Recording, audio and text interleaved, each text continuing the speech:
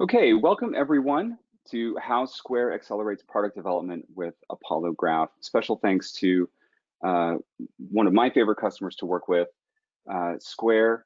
Today, Lenny Burdett will be presenting. I wanted to do a little bit of housekeeping quickly before we start the event today. So for those who are familiar with GoToWebinar or maybe coming back to it, there is a little feature where you can ask questions. We are reserving about 20 minutes at the end for questions, so please place them in there. And Lenny and I will be answering those after the presentations. Lenny's going to begin first. I will go second, and then we'll do a Q&A with both of us together. If you're experiencing issues, you have questions, please use the chat feature, and we'll be sure to keep an eye on those as well. So without further ado, I will make Lenny the presenter and we will get kicked off here.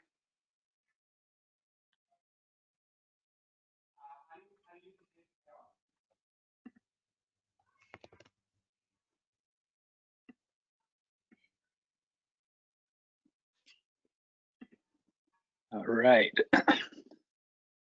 Am I presenting my slides? Great. Yes, and you sound Hello, everybody. Wonderful. Thank you so much. Thanks, Jeff. Hi, everybody. My name is Lenny. I'm a tech lead on the platform infrastructure and engineering team at Square. And I'm excited to talk to you all today about GraphQL, how we're working with Apollo to build better APIs, a better microservice architecture, and most importantly, better experiences for our customers. Briefly about me, my name's Lenny. Don't really do social media, but I have a very easy to remember Square email address. I've been Square about 7 years. I usually work in the San Francisco office, but I'm currently quarantining with my wife and my 3-month-old son in Massachusetts. So, a little background. In 2009, Square started very simply. We had this really cool credit card reader that plugged into the iPhone, the headphone jack of your iPhone, back when that was a thing, so a long time ago. We also had an iPhone app that used the reader, and we had a single Ruby on Rails service. It was pretty simple, but it was revolutionary at the time. 11 years later, however, we've grown into an international company and provide an ever-expanding suite of products and platforms for every kind of business need. And we also cover a lot of the consumer side with Cash App. And one of Square's values is that all of these disparate features should work together seamlessly. For example, that a customer places an order on Square Online, and it should show up on the merchant's point of sale device with all the associated customer and order and inventory information that they would need in order to provide the best experience when that customer shows up in the store. So we're a long way from that one reader, one app, one service world. And we've encountered some pretty fun technological and process challenges along the way. And when talking about these challenges, I often end up with a diagram, like whiteboarding a diagram, something like this. Across the top, we have various front-end applications that customers use, several different touch points that they may be using during the course of a business day. And on the bottom, we have various backend services that power all those front-end applications. But for Square, this kind of diagram is dramatically simplified. We have several iOS and Android apps, not just one. We have several pieces of custom hardware that have their own custom software, and we have numerous web applications. So instead of 4 boxes across the top, there should be 40 or 50. I don't even know how many really. And at the bottom, we don't have a single payment service. We instead, groups like payments, CRM, et cetera, are complete cross-functional organizations within Square consisting of hundreds of designers, product managers, and engineers. And they build and maintain dozens of backend services each that power all the features of our front-end applications. So really, you could kind of think of this diagram as trying to represent n number of front-end applications. And then you have to multiply that by m number of versions, because especially for mobile apps, they tend to live on in the wild for a while before a customer upgrades them. And then you multiply that by some number of services. So the integrations look something like this, But again, this is dramatically simplified, even though it took me a long time to draw all these lines. And when I put on my front-end engineering hat, I kind of see this architecture as being challenging. If I'm building a web app and I want to create a coherent experience that connects the wealth of Square's data together and puts it in the customer's hands right when they need it, I know I'm going to need to integrate with many different services that are owned by different teams to fetch all the data that I need. And I also know that my counterparts on the mobile or embedded teams are doing the exact same work. They're having to coordinate calls to multiple services just in a different language and for a different platform. Even a simple feature like a table of customers with their associated payment information is going to require that as an app developer, I make multiple calls, I coordinate the results of those calls, I handle failure modes, and do that when by talking to systems owned by different teams. In the past, we've tried to minimize this development burden by creating monolithic API services that sit in the middle of the system. This was an improvement for front-end engineers. They need only integrate with one service for all their data needs, and that one service can take care of a lot of central concerns. However, we've decommissioned almost every monolithic API service we built at Square.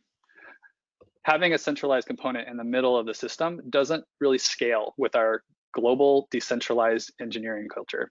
There's a bunch of reasons for this. The two I would highlight are, number one, each organization ends up contributing features and fixes to this monolithic service. It hasn't really worked that one team could own this service because the number of domains they would need to understand becomes so large. So instead, it's more of a contributor model. And that's a lot of code to write, review, optimize, and migrate and make fixes in over time. And we're a polyglot company. Different organizations throughout the company may use different languages and frameworks. So a contributor from one organization probably has to learn a bunch of new technologies to make changes in this monolith. And the second reason is this monolithic service cannot go down. That would bring down the entirety of Square. The operational overhead required to keep the lights on in this service ended up proving too expensive, especially because teams were contributing changes to it daily as they built new features and made fixes. So we're back to this combinatorial explosion of integrations. There's a lot of benefits to it. We built a lot of great features with this architecture. Backend teams can be nimble, use the technologies they're most comfortable with, and the blast radius is reduced if one of those services were to go down temporarily. But it's challenging on the front end. And when I was working in front end, I built a lot of stuff this way, but I thought that there must be something better. And I learned about GraphQL. What I wanted was the ability to fetch all the data that I needed, not only from one service, but often in one request. I wanted this declarative data fetching language that's type safe, but also flexible. And I wanted this service that I'm calling to really understand the relationships between types of data like customers and payments, because that made the code that I write much, much simpler. And more importantly, my counterparts on other teams, other platforms, could reuse that same logic and behavior by just making similarly shaped GraphQL requests. But as much as I wanted GraphQL, I knew that building another monolithic API service wasn't going to fly. Fortunately, right as I started investigating this technology, Apollo announced a concept they called federation. In a federated architecture, we still have a single service running in the middle of the system. But I think of it more as like an appliance that you install and just leave running than a regular microservice. It still integrates with services from organizations across the company along the bottom of the diagram, but it does so by using an automated process, using GraphQL's declarative schema definition language, meaning that teams don't have to contribute code to the gateway. They instead declare the capabilities of their own services using smaller GraphQL APIs, and the gateway automatically combines them into a unified graph for clients. This is significantly easier to operate than the monolithic services we gave up on a long time ago. So one aspect of this architecture that I find quite elegant is that each organization builds small GraphQL services that define the graph of the data relevant to their domain. And each of these services can actually stand on their own. The payments graph, for example, will describe all the facts and attributes of a payment. They'll have a very rich payment type. And they'll also describe the relationships between payments and merchants, payments and customers, other entities. The merchant and customer entities would be a lot smaller, kind of minimally defined, just to encapsulate that relationship. But this does cover the full payments domain. When we describe these smaller services in the GraphQL schema definition language, or SDL, you can see how the individual graphs overlap each other. in this example, each define a merchant type, identified by something in common, like just an ID field. But then they add fields to that merchant type that are relevant to their domain. And what we want to do is combine these individual merchant types into a single richly defined type that's actually exposed to front ends via the gateway. What's really cool is that we automate this composition in our continuous integration system. Each time an organization changes their graph, it's sent to Apollo Studio for validation and composition. Apollo Studio composes the individual graphs into a square-wide GraphQL schema. And again, this is automated. So teams in different organizations don't write extra code to make this step happen. So now we have a system that works for both front-end applications with a complete comprehensive API that reduces complexity and increases consistency across all the platforms, as well as for the back-end services, radically simplifying the process required for an organization to make their data available via the API. All this automation does require some additional tooling and infrastructure, but fortunately, Apollo has it back here.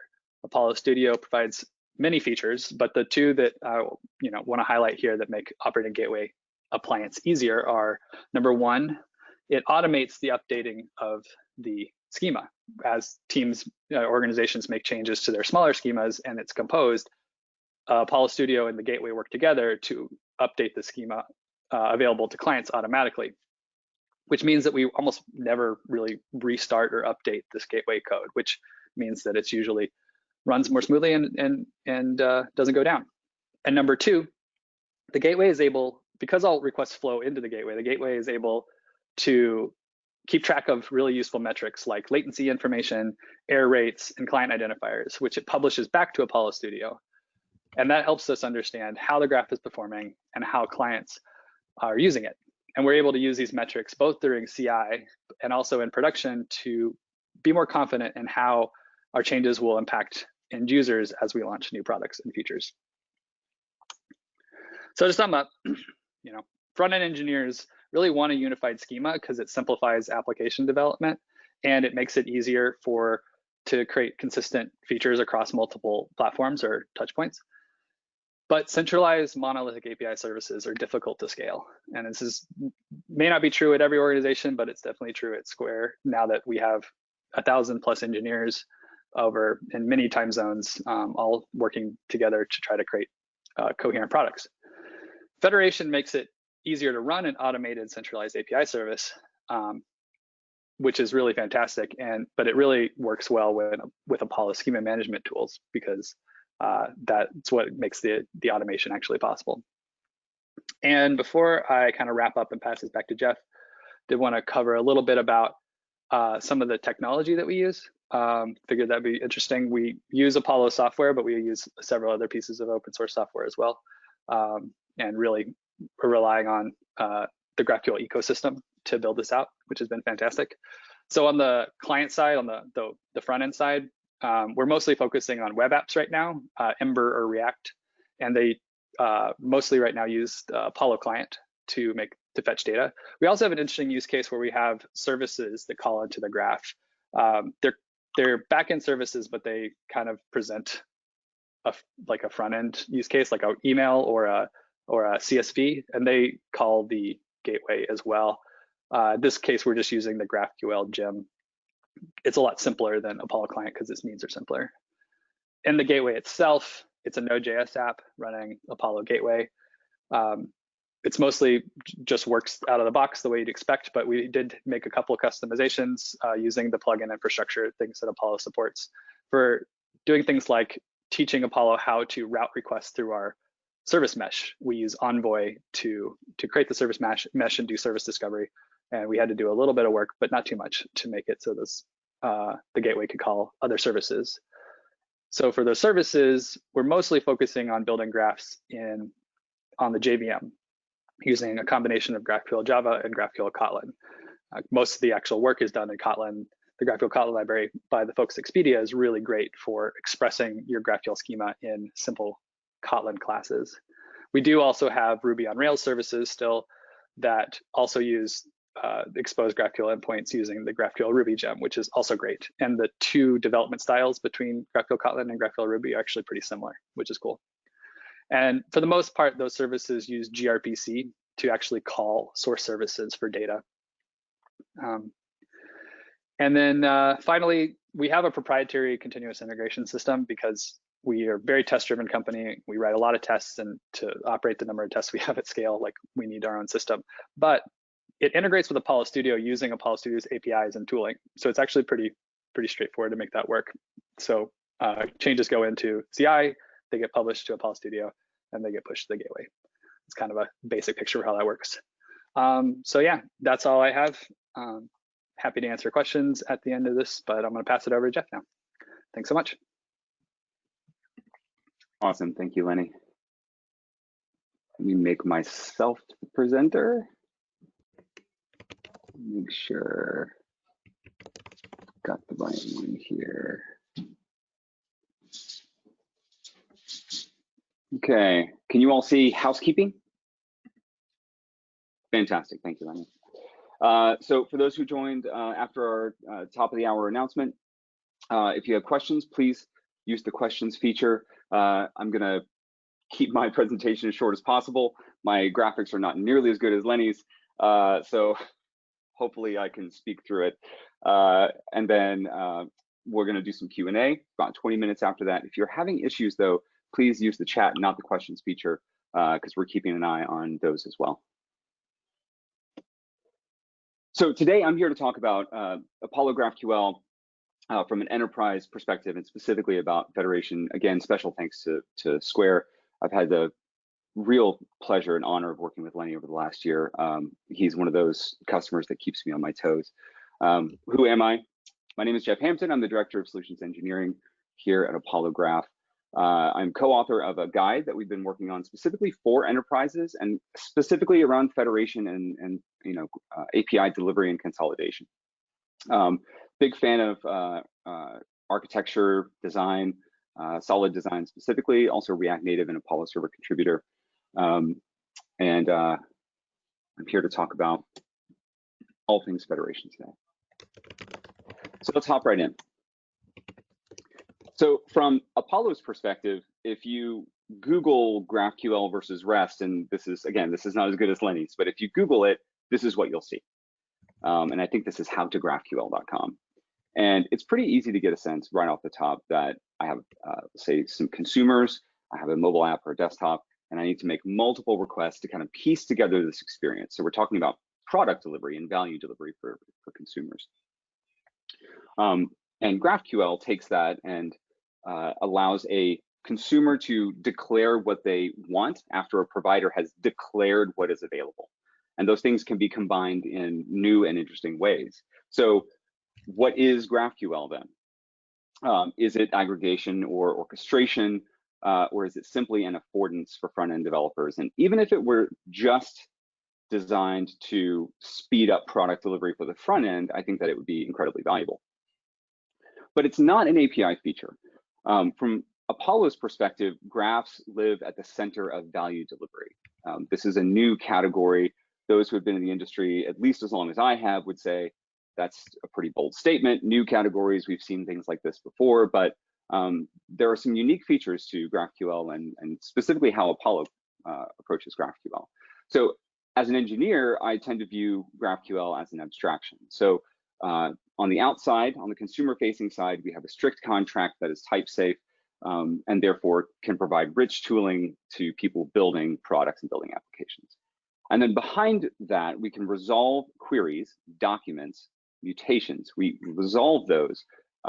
And because we have a contract that is strict, because we are type-safe and we have rich tooling available to the client side, we can also now perform static analysis against the resolution paths that we have. We can maintain whatever data source access we need. So gRPC is a great example. Certainly not the only one. Could be everything from a flat file to a materialized view from an event source. And there is a strong separation of query and mutation here. So either you are reading the state of the graph at a specific time, or you are mutating the entire graph at a specific time. I also tend to think of this as runtime versus design time. So the schema itself is used by consumers to discover what's available in the API, and using directive support as a point of extension, design time then allows producers to declare what is available. Who is Apollo? We are currently leading in graph federation and consolidation. We've been working with the team at Expedia for a long time. Federation was born out of the need to have something that was statically typed, could be composed ahead of time. Schema stitching had some rough edges. We're currently leading in web and mobile client libraries in terms of utilization and deployment across the world. And we are currently the only graph registry that provides SaaS tooling. So let's quickly talk about the Apollo platform on the way to federation. Apollo has an open source core. We provide clients for native and JavaScript. We have a server and a gateway. And then we have some tooling for developers specifically, and for CI, CD on the right-hand side there. So the white layer in the middle is the open core. And around that, we build additional value. So the team that I lead specifically provides roadmap collaboration, support and guidance, implementation guidance. I meet with Lenny every week. We're currently working on some things that I would love to talk about, but cannot. But things around governance and policy and dynamic execution of those things. And we also provide open source support with the uptime and SLA. And then we have a schema registry that provides centralized management of the types that are available within your graph or graphs. And on top of that, we can build really interesting use cases. Things like, I need to understand who my clients are, what operations they're executing. I can leverage the trace warehouse for that. I can now understand how my rate of change among schema over time. I can now safe list operations so that I only execute operations I know and have been registered ahead of time. And all of that can now roll up to a gateway that is that rolls over automatically as changes in my graph occur. Some might ask, does that mean that we are operating GraphQL in the cloud for you? The answer is no. By design, we have two specific touch points to our client's infrastructure. That makes working with companies in, let's say, a financial industry of some kind, like Square, very pleasant.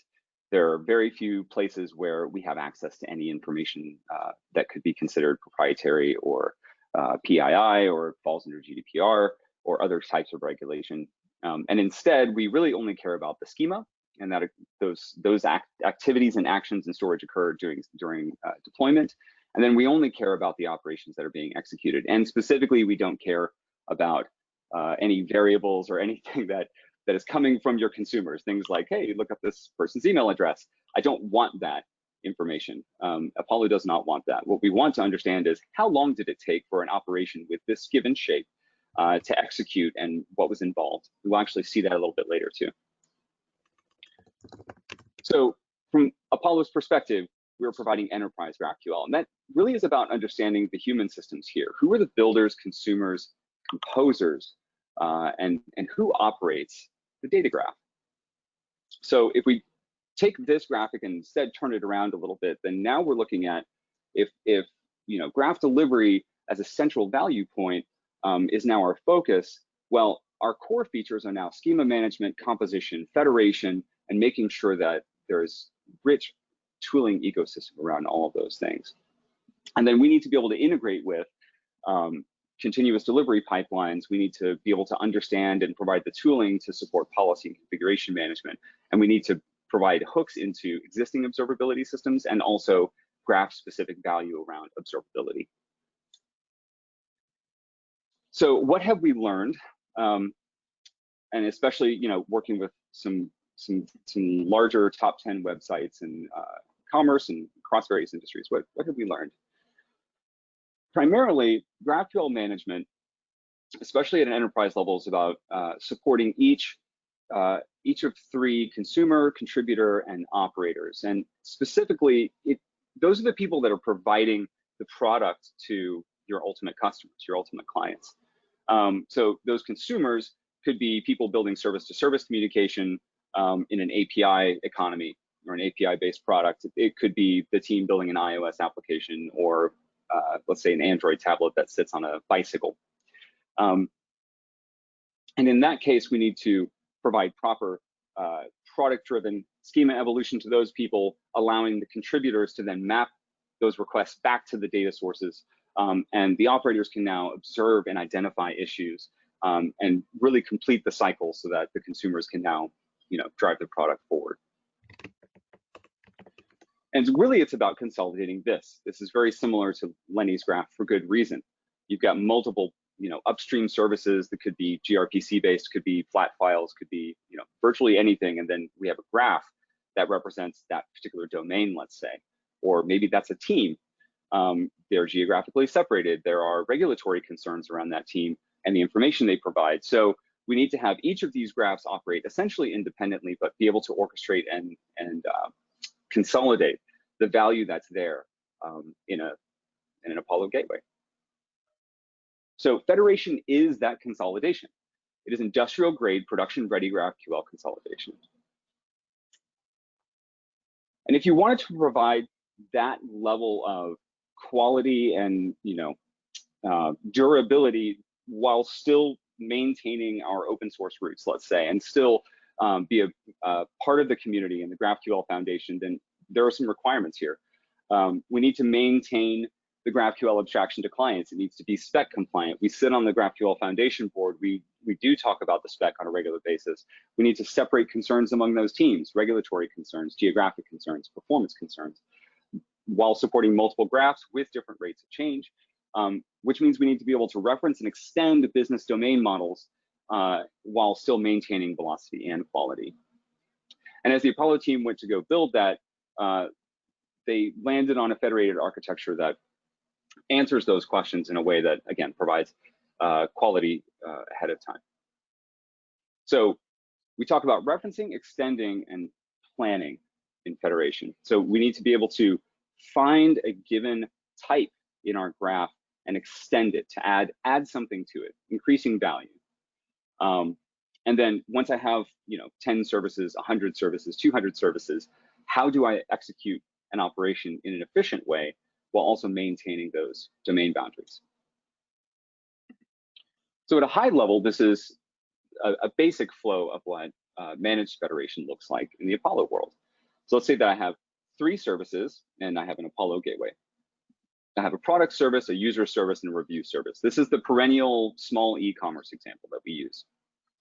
So in this case, users talks to a couple of backing data sources. Reviews talks to a specific service, and products talks to databases, let's say.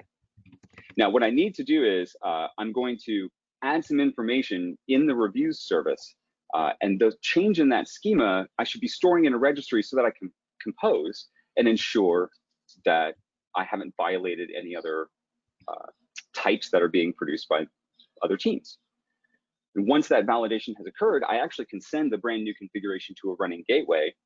So out of band from my deployment, I don't have to link those two things tightly together. I can actually have the gateway roll over and pick up that change. So I need to convert a type into an entity. Those who have done relational database work will recognize that term. And then I need to be able to extend that entity. And this is where we break a little bit from relational database management. Let's say that I have a user type. Same example. By providing a key, which could be a compound key, I can provide multiple keys. By providing a key, I've converted a type to an entity. You can think of these things as foreign keys to, let's say, the review service. I can now extend that type in the user service, in the account service. I can extend user and add a list of reviews. And now the reviews team can deploy that change, and reviews are simply available because from the client's perspective, what the client sees, the consumer sees, is the composed entity, the final composed types, the one graph composed of all of these different downstream services, upstream services. So in order to make that happen, a graph registry is absolutely necessary. Being able to reason about, Lenny touched on this a little bit too, being able to reason about all of the types and graphs while also thinking about that fourth dimension of time creates a great deal of overhead and risk. So we need a single source of truth, and source code management is good. We have some customers who have started with source code management that actually works really well, but there's additional value from having those things in a specific kind of registry. We can check for composition errors. We can store schema versions, which might be different than, especially when we think about a composed schema, that is different than, or rather it is the product of multiple source code management repositories over time. We can now surface any checks that fail. I tried to remove something. I was going to break clients. I can provide change notifications around Slack. We're looking into webhooks right now. I can leverage tracing information combined with schema information to show utilization, for instance. And all of that ultimately lets us provide in a static out-of-band way a configuration that a gateway can pick up automatically. So Lenny had referenced Apollo Studio as a part of this. I quickly wanted to show how this manifests in Apollo Studio. And specifically, when we look at the schema, this is what the schema registry actually looks like when you say, okay, let's take a look at my fields. Within the registry, I can quickly see what version. I can drill down into that version. But most importantly, I can see utilization, again, enriching that schema information with tracing information. I can see utilization. I get some rich context about what each of these things are. Those were comments that were just added to the schema at the time. I can see a quick glance of how many types, how many fields I have to work with here. And if I have a deprecation, so I need to remove something over time, I can provide that deprecation reason in that notice. Those who are familiar with GraphQL, this is a standard directive. We support that directive, and it's actually surfaced right here. So I can see, okay, here are the deprecations, here are the reasons, here's what I need to do to go and, be ready for the next version whenever this deprecation cycle is done. And when I said drill down in history, that means that I can drill down on specifically what happened at each point in change. And when we talk about a federated graph, that means I could see this specific commit, which does link to a Git hash in this case. But this specific commit made this change to this service, and here's the type of change. And if you'll notice, there are green and red and black. Things that are black are sort of non-operational things, but things that are red are potentially breaking changes, right? Speaking of checks, so when I go to make a change, I can see what will happen or what will have happened if that check fails. And checks are designed to be run in CI. So as I make a code change, I'm testing locally, maybe I'm far away from a team that is providing some other part of the product. I can say, oh, well, I'm going to remove this field. It doesn't appear to be in use based on what I know. And then I can run that check in CI on, let's say, on a PR or MR. And when that happens, we actually store that and provide a link back as a part of the output. And you can see these within Studio. So it'll both be in the output from the CLI, but also you can just go right into checks and see what happened. In this case, I was doing a demonstration for one of our customers, and I was about to break, let's see, the web and iOS clients, and most of our traffic on this demonstration site. So I can see at a point in time what was going to happen. Quickly, I want to get through query planning because that's where I tend to geek out. On the engineering side, those who speak GraphQL, especially at an SDL and type level, I'll quickly walk through this, but at high level, the way that query planning works, you're also welcome to go look in the Apollo GraphQL Federation repository. We essentially translate these keys, provides, requires. We add them as metadata to the object. And then as we receive a document at the gateway level, we traverse that document and create parallel and serial fetch groups. Now, at key directives and at requires, that metadata creates dependency groups, and that's what ultimately decides what can be executed in what order, and whether or not they can be parallel or serial, right? So if I need to go and look up some user information before I can get the review, for instance, then you'll obviously see that happen in that order. And then as I'm moving information from service to service, so I have a list of IDs, and now I'm going to look up product information. And once the product information is available, now I can look up reviews, for instance. I need to be able to flatten the results, map those against one of my services. So that's how data is passed back and forth. That and using keys, honestly. There's also a provides optimization. So for a given type, I can provide one or more fields in a service. So let's say that I want to avoid an n+1 lookup when it's really just, hey, give me the review and the username. I don't need to go to the user service for that. I can actually resolve that within reviews if I have access to that. So that's an optimization step. All of this is done in the gateway today with a remote GraphQL data source that is both customizable. We can change that to use gRPC or WebSocket connections or even pipes. So what does a query plan look like in the wild? This is actually the representation that's provided in Apollo Studio. So there's some rich information about, for instance, I'm looking at the P31. I can see what the overall latency was, but you can see the serial and parallel fetches that occurred. The operation was parsed at the beginning, and then I had to go to the product service. As soon as I got that, I could do reviews and a books in parallel at the same time. As soon as the book's completed, I could go back to the product service. So it's not just serial parallel from I have to wait for an entire, let's say, fetch group to complete at a specific time. I can actually interleave these. And then for each of the entities, I need to go and look up, parse that information, and then go to the account service at the same time and just enrich the final query. And if you click Inspector, it'll actually show you the full trace. So I said all of this ends in a managed gateway. That's how this works. I don't expect that everyone can see this unless you have a magnifying glass or want to zoom in.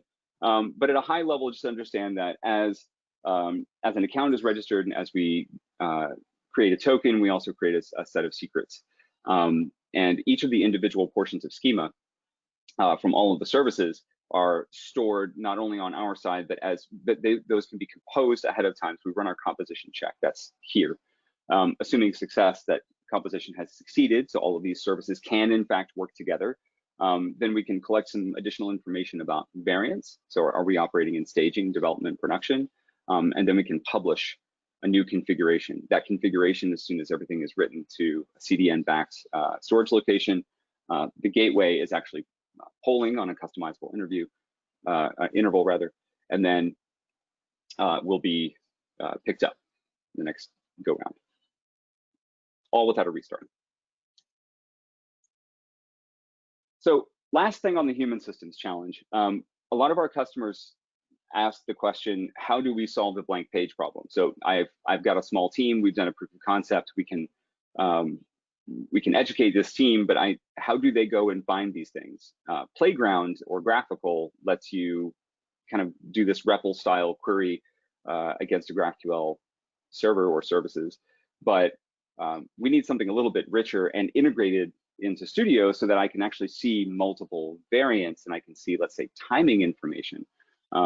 So this is how we solve this problem in Apollo Studio. So we've got rich documentation. Again, we're surfacing those deprecations in a highly visible way. And as you enter your query, we'll actually begin to execute small portions of that query and pull off the data, which is a good visual indicator that you're on the right track.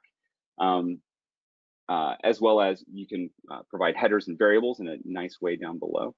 And coming soon, we're actually going to start estimating query execution times in a similar way that we do in the IDE. So you can see right here, if I execute this operation, it's going to take approximately this long based on the P95 or P50. We only have one more minute here. This information is available in our guide, apollographql.com/guide. Lenny is a graph champion. These are people that we work with on a regular basis that provide governance, a source of truth, that advocate for GraphQL within the organization and equip teams. So please do go and look at the section on graph champions. There's actually a little bit of a worksheet in there as well to help you identify and plan for your governance strategies. There's also a great book by Marc-André Giraud that I could recommend every day of the week. There are some basic things that you would need to do, and we'll make sure that these slides are provided to attendees as well. But again, a lot of this information is contained in our guide. And finally, there are a few patterns that emerge on a regular basis in Federation. I already see questions against some of these. Type migration, how do you move a type from one place to another? That's actually a supported workflow for us. Authorization, I already see a question about that, so we'll do Q&A on that in a moment. And then for enterprise customers, we actually, like Lenny, we have an API that's available that we update on a regular basis. And it's a GraphQL API, of course, providing access to what you see both in Studio and also some additional features. We do fun things like cost estimation of incoming operations. We can generate end-to-end testing suites and things like that. So looking toward the future, we're going to, especially for the enterprise, we know that we need to handle policy evaluation, demand control, have a high performance gateway, and expand those features over time. And that's at a high level what our roadmap looks like. So I'll stop and say thank you. We've got 18 minutes till the top of the hour, and we'll go ahead and start taking questions. I'm going to unshare my screen, ask Lenny to come back on here, and we will answer some questions.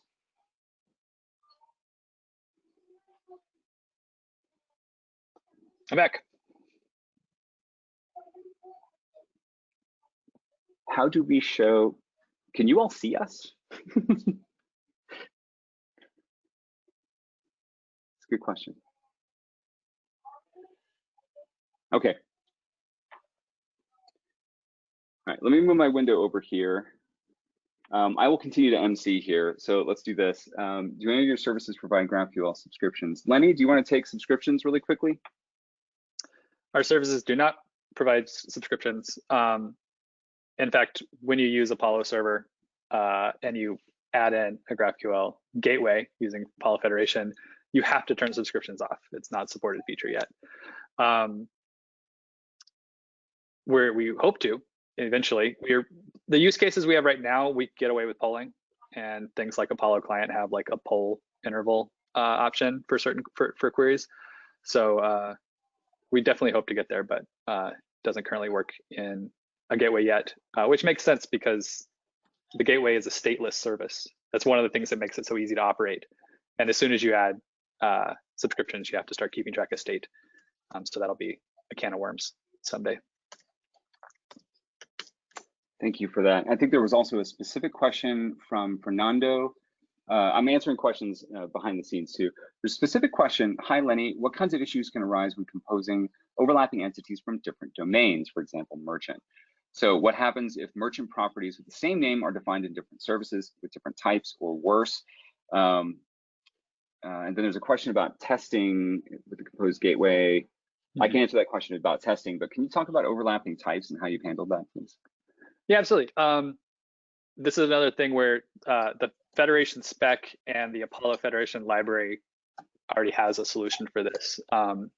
When you have an entity type, as Jeff described, like merchant, what makes something an entity is that you give it a key so that it can be identified across multiple services using the @key directive.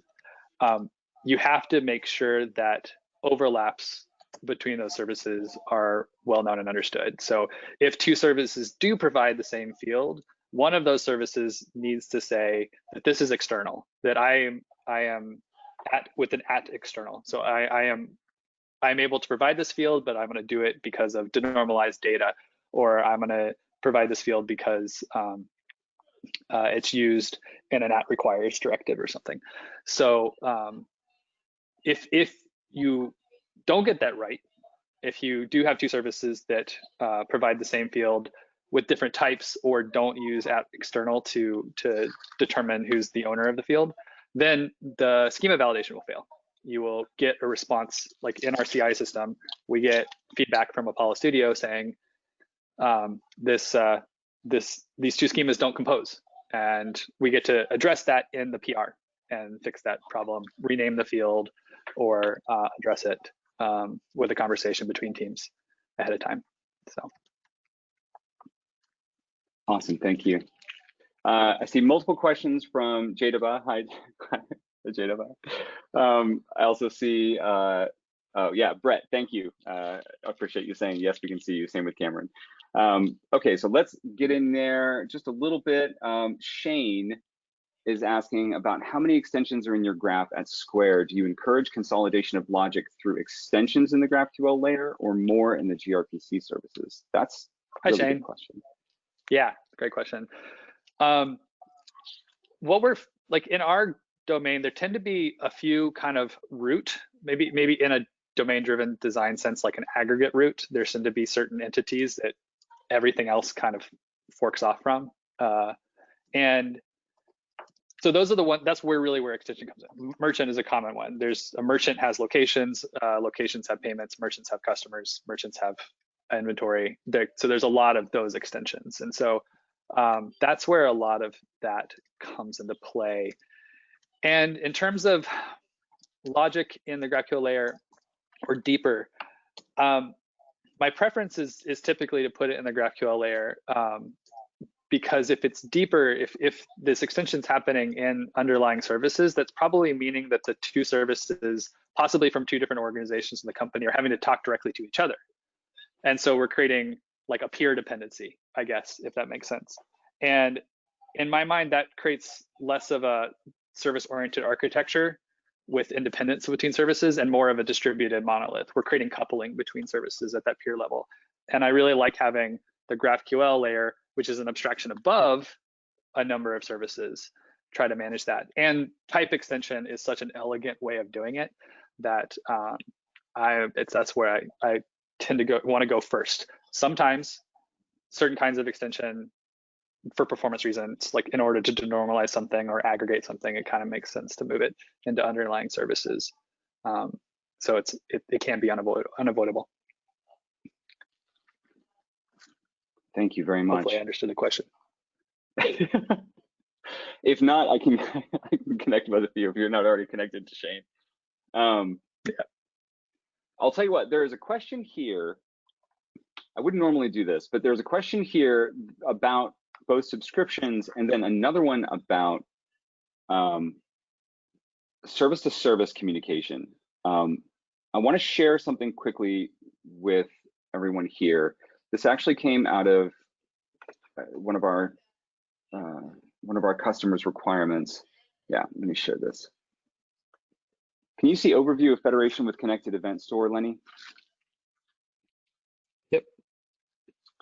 Okay, I'm going to walk through this really quickly. I'm sure this is going to generate more questions. I would encourage you to use the channels for communication. And actually, you can go to apollographql.com too and click on the little intercom little chat icon.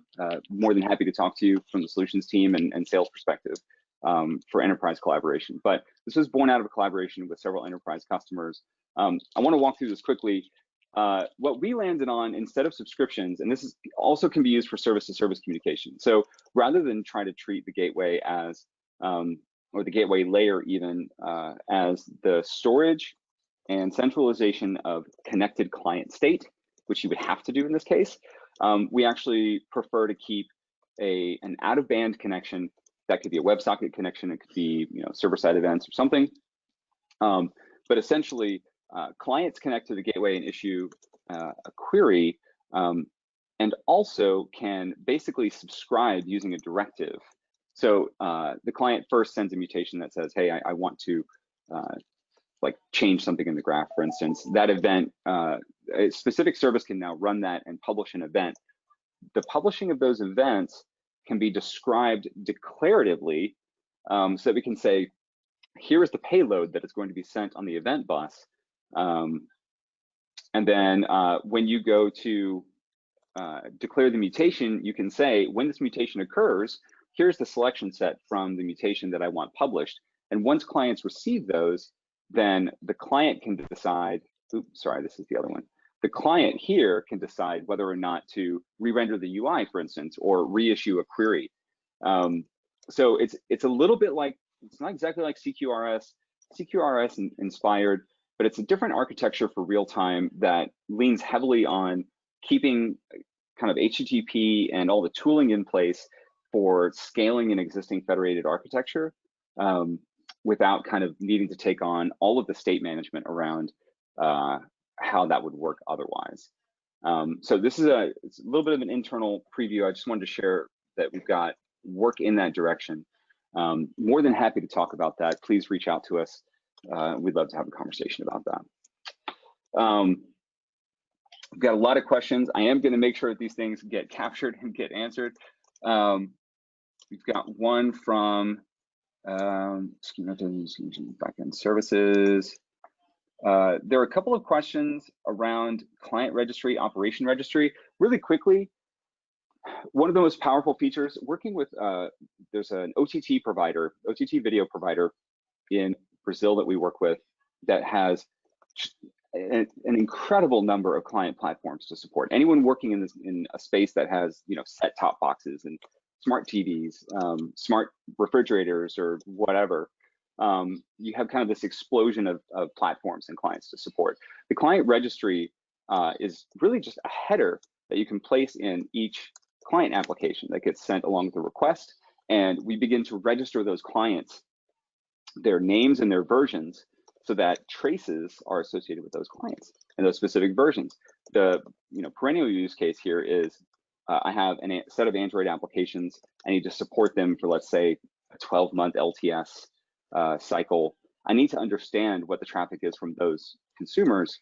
And in fact, within Studio, you can actually filter down and say, okay, I only want to look at these particular clients.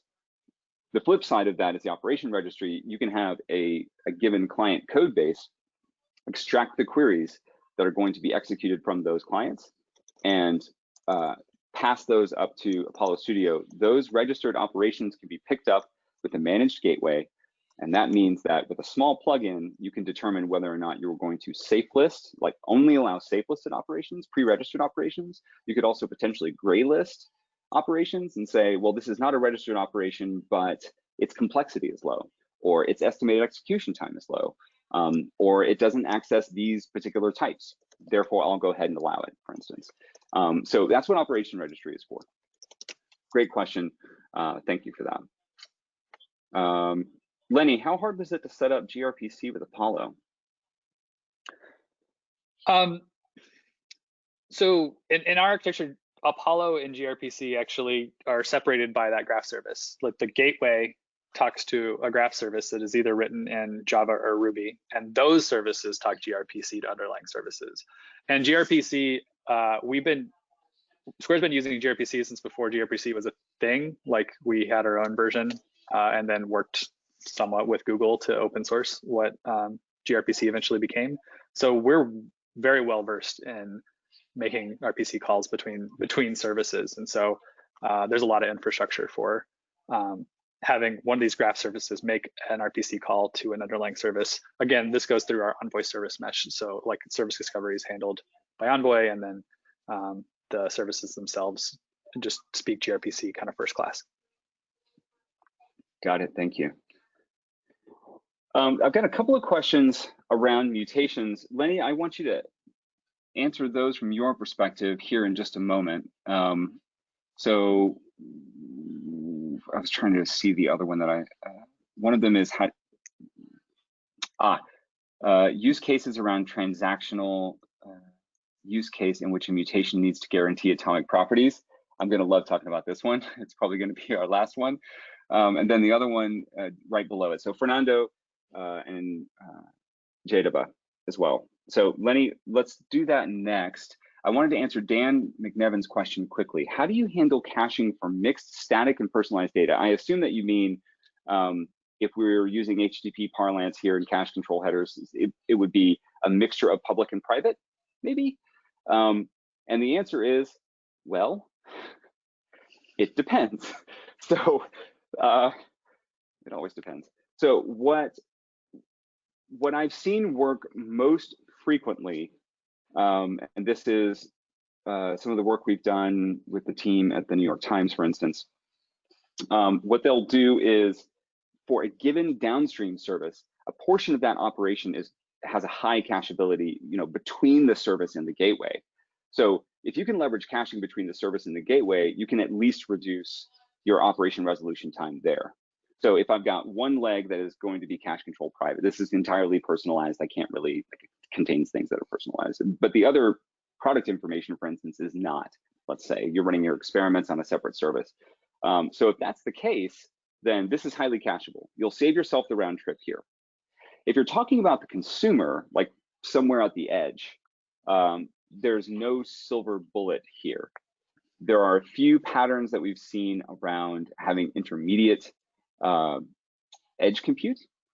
So if you've got services out there that at the edge, you can quickly check a GraphQL query and see what portions of that could be resolved, and you can actually federate closer to the edge. That would be one pattern. Lenny, I'm curious if you've got another idea there. I don't, because we don't cache anything in the gateway, in the GraphQL side of things. All caching happens closer to the source services and doesn't use HTTP caching or any mechanism like that. Got it. Cool, thank you. Both transactional mutations and then does Square use GraphQL mutations? I don't know if you can answer that, but. Yeah, I can't.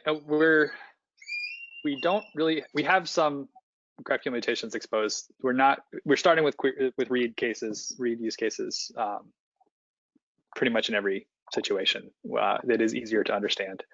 I do really love this topic though, because it comes up all the time. It is such a hard problem to solve.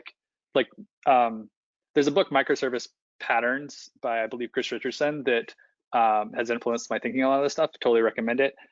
He actually name drops Apollo when talking about API gateways as a way of solving the read side of microservice architecture challenges, distributed computing challenges. The right side, he doesn't talk about API gateways. He talks about sagas. He talks about orchestration of multiple calls. And what we do, my team owns an orchestration framework that can coordinate calls. It then will soon expose the API for triggering one of those cross-service sagas as a GraphQL mutation. It's a really elegant solution for that. But GraphQL itself, I don't think solves this really at all.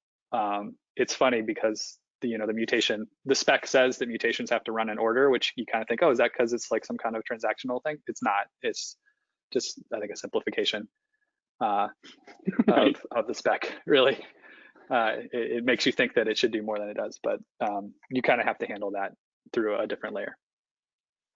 Yeah, I think the only principles that I've seen work so far, and this is on somewhat smaller scales, because a mutation is terminated at exactly one service within a federated graph, that if you can imagine that a given team has responsibility for making sure that things get done properly from a transaction standpoint, and that sometimes the answer back to a consumer is, got it, right? But it's not necessarily, it succeeded. So it depends on that particular use case. But if you can isolate within a specific team the entire responsibility for ensuring that that transaction completes, then it's the same within a federated graph than it would be within any like monolithic GraphQL service, right? And the answer there is, can I return partial failure? Do I roll forward?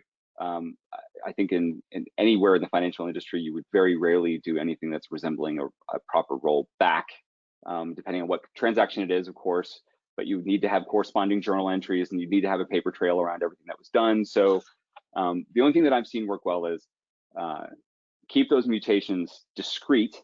And if you have something that that's going to span a great many services, while it might be counterintuitive to say, okay, that needs to be completely managed within a given area, I think that it's actually easier to reason about. And at the end of the day, that's the whole point of GraphQL, is that it's really easy to reason about how this all should come together and how it should be used. Lenny, thank you so much for taking your incredibly valuable time. Again, I thoroughly enjoy working with you on a regular basis. So I appreciate all the questions. Yes, sir. We'll do this again, hopefully very soon. Thanks for joining, everybody. Yeah. Thank you all. And yeah, you can find us on the internet in various and sundry places. You can find me within Apollo Studio and my team. And then it looks like Lenny just invited everyone to email him at his Square address. So go for it. Why not? Everyone be safe, be well. I hope you and your families and friends are healthy. Have a wonderful weekend if we don't see you before then. Bye-bye. Cheers.